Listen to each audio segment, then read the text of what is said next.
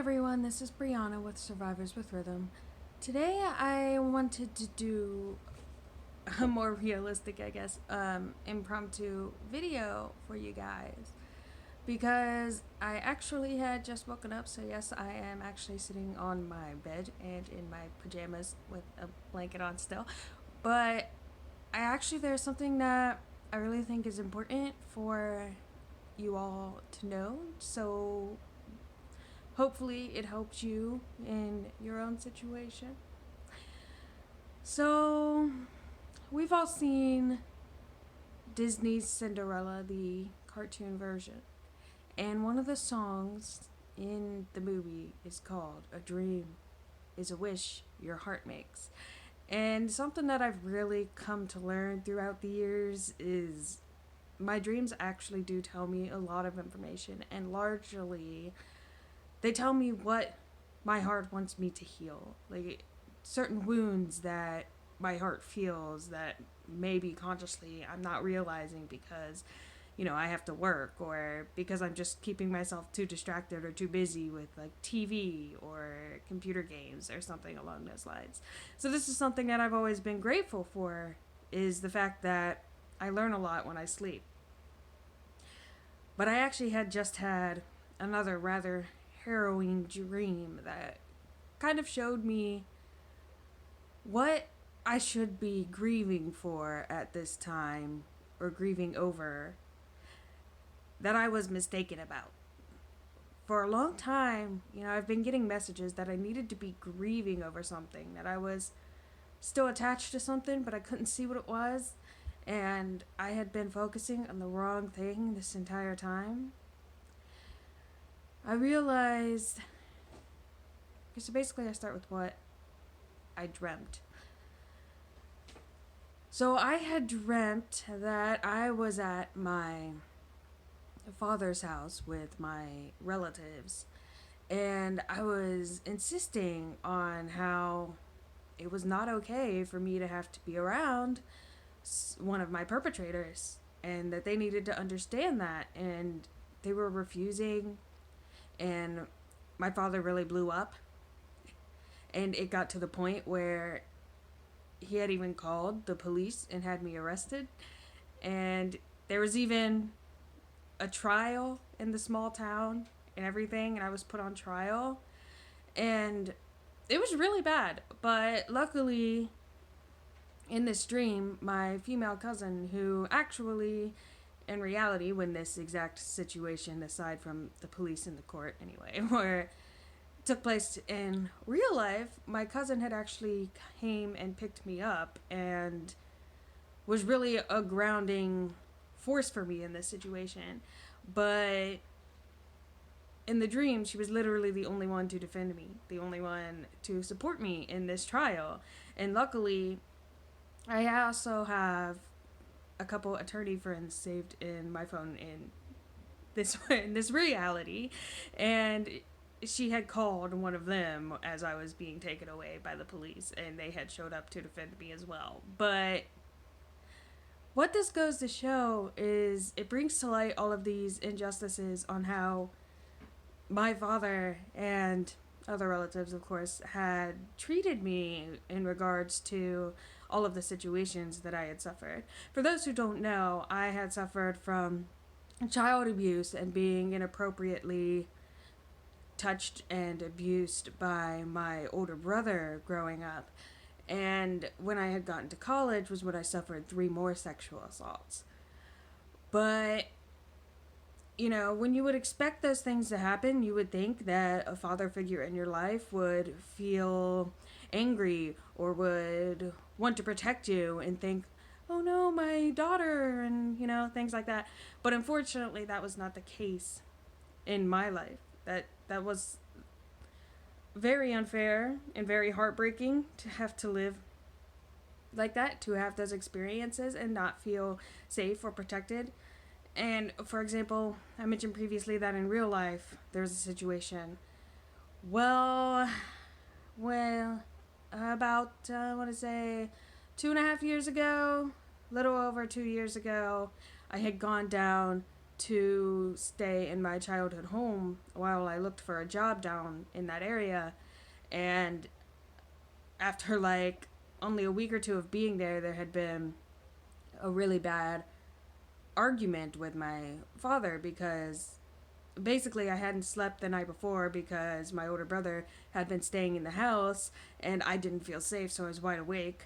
But the next day when we were going to the stores and stuff, I was just staring out the window in the car and minding my own business, but apparently it bothered them and they blew up and started saying all kinds of things about how I'm trashy and I invite in people to sleep with me and then accuse them of rape, and that I ask for it because I walk around in my underwear or I flirt in elevators, and that it's all my fault. And this is my father saying all of these things. And he also justified it by saying he watches all those court shows that are on daytime television, which isn't true because he's working at that time always. So like, it's just the horror of things that you should never have to hear from your father, and that is not okay behavior.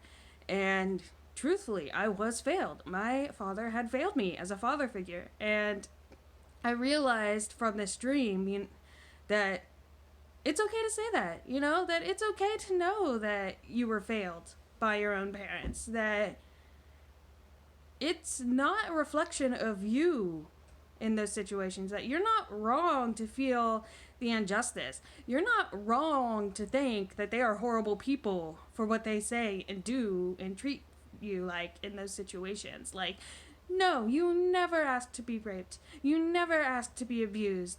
No matter what you're wearing, no matter what you're doing, if you say no, no means no. And no father figure should ever blame you in that situation. And sadly, what this dream reminded me of or showed me is that what I'm supposed to be grieving and what I should have been grieving for a long time is the fact that I was failed. That the protection I should have had, not only as a child, but even now, it wasn't there.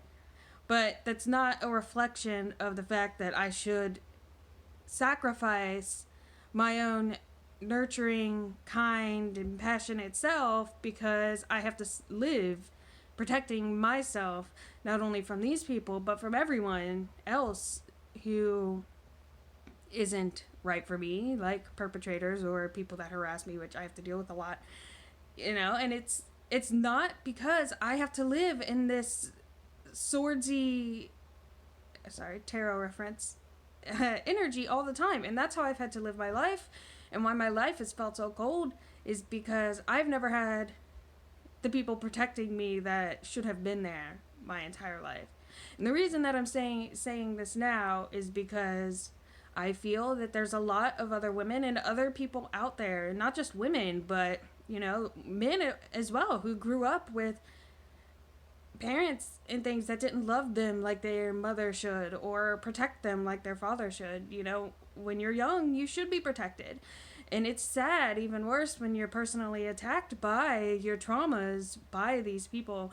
And, like I've mentioned before, I left my relatives behind and I cut them out knowing that they were not right for me. And this was many months ago. And even before that, I always kept a distance because I was uncomfortable. But I never allowed myself to grieve for that situation. I never allowed myself to grieve and to give myself that space to nurture that heartbreak from having to do that because, well, one, I had to work full time, but also because I've just always been so busy and I've just never allowed myself to grieve for those situations. And it does force you to kind of detach emotionally in order to function. And I realized I was, a lot lately that I've been going back into that emotionally detached kind of robotic survival mode for months. But I had thought it was something else causing me to do that than this. And so I wanted to reach out and kind of explain to everybody that I may disappear for a while, but this is necessary because I need to take this grieving period that I have been putting off and really try to figure out what I want to do going forward, about how I should be rightfully, in the correct way, protecting myself, but also not sacrificing my authenticity and my kind and giving nature in the process, because that is largely how I've lived my life, is protecting myself, keeping myself at a distance from people, and keeping walls up, and feeling that the world was cold because of the treatment of my father and my relatives that no one should ever have to bear, should ever have to experience. And I've accepted now that I have no choice, that I do have to take this time. And I hope that any of you who are unfortunate enough to suffer this experience, take that time for yourself. Distance yourself from these people. Cut them out if you have to. Don't let convention tell you that family are the people you're born into. Family are the people that treat you like it. And if you are like me and you share the misfortune of having to leave your relatives who you were born into behind because they treat you this way, I hope you too allow yourself that grieving period to actually feel that heartbreak from the situation and go inside yourself and learn what kind of person you want to be moving forward, and not allow this situation and this treatment to tell you you have to be someone else. So again, I do love you. My name is Brianna with Survivors with Rhythm, and I hope that you have a much better day than I'm going to be having for a while. Again, bye.